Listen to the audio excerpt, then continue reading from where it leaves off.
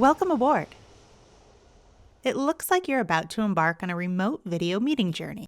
Before we depart, please pay careful attention to the following video call guidelines. Let's start with a passenger safety check. Before joining a video call, we recommend that you test your computer's audio and video capabilities. Also, grab a comfortable headset to use for the duration of your meeting. Next, we suggest that you perform an internet speed test. Head to google.com and type Internet Speed Test into the search bar, and then click Run Speed Test. The interface will tell you if you have a fast connection, which is key to a successful video call. If your connection is slow, consider joining the meeting without your video enabled or dialing in using a phone. We'll show you how to do this shortly. Before we take off, it's very important to explore the remote meeting tool that you'll be using. Exploring the tool in advance will reduce stress and ensure that you're able to join meetings smoothly. I'll show you how to easily connect to Google Meet, how to share your screen, how to mute yourself, and how to join by calling on your phone if you run into technical issues. Just as a reminder, other remote meeting tools will have similar features. To join a Google Meet video call, find the invitation in your email or on your calendar and click the Join with Google Meet link. If you need to share your screen, click the Present Now option from the bar at the bottom of your screen. To mute your microphone, click the microphone icon. When it turns red, you're muted, and no one on the call can hear you speak. To unmute, simply click it again so it turns white. If you have technical difficulties or need to dial into the meeting by phone, look at the calendar invite to find the correct phone number for your region along with the unique PIN code for that meeting. Here are 3 other useful features: real-time subtitles, chat functionality, and adjusting video resolution from the settings. Now please take a moment to identify and explore the accessibility features offered on your journey.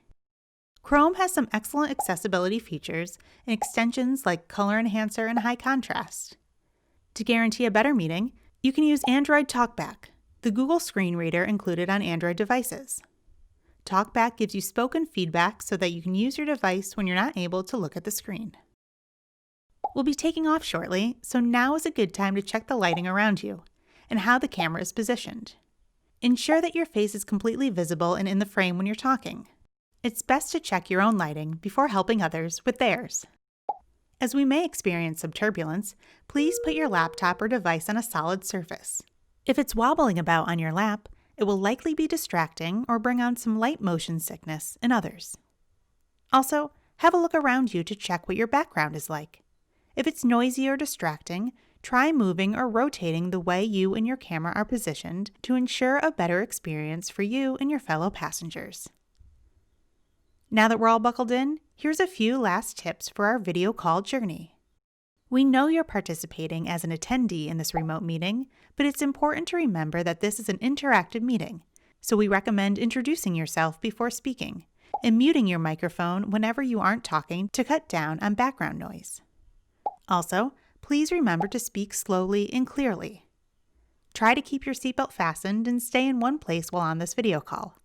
Moving around can be distracting for the rest of the audience. If you need to move, please turn off the video and audio before doing so. If you need to share your screen, keep in mind to not overshare.